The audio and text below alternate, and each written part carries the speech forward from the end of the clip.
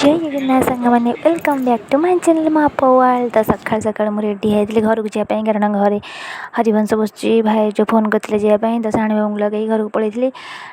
ଘରେ ପହଞ୍ଚି ସାରିଲା ପରେ ଆଗେ ଟିକେ ସାଣି ବାବୁଙ୍କର ଜହିଁ ପୁଅ ଚର୍ଚ୍ଚା ହେଇଯାଇଥିଲା। ତାପରେ ତାଙ୍କ କାମ ସାରି ଦେଇ ପଳେଇଥିଲି ଠାକୁରଙ୍କୁ ଟିକେ ନମସ୍କାର କରିବାକୁ। ଠାକୁରଙ୍କୁ ନମସ୍କାର କରି ଠାକୁରଙ୍କର ଭିଡ଼ିଓ ବନେଇ ଦେଇଥିଲି, କାରଣ ଦୂରରୁ ତ ନନା ଗୀତ ବୋଲୁଥିଲେ, ତ ଦୂରରୁ ଭିଡ଼ିଓ ପାଖକୁ ଯାଇନଥିଲି, ତ ଦୂରରେ ଥାଇକି ଟିକେ ଠାକୁରଙ୍କର ଭିଡ଼ିଓ କରିଦେଇଥିଲି।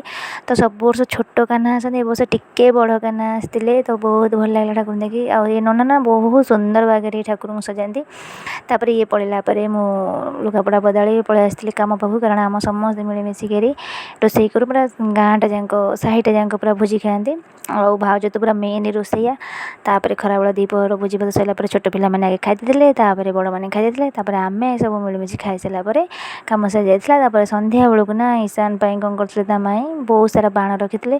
ତ ମାଇଁ ଭଣଜା ମିଶିକି ଦୁଇ ଜଣ ଯାକ ବାଣ ଫୁଟାଉଥିଲା। ଆଉ ଇଶାନର ତ ମଜା ହିଁ ମଜା। ଆଉ ମାମୁଁ ଘରକୁ ଯିବା ତାର ବହୁତ ହିଁ ତାକୁ ଭଲ ଲାଗେ, ଆଉ ବହୁତ ହିଁ ତାକୁ ମଜା ଲାଗେ। ଭିଡ଼ିଓଟି କେମିତି ଲାଗିଲା ନିଶ୍ଚୟ କମେଣ୍ଟ କରି କହିବେ। ରହୁଛି, ବାଏ।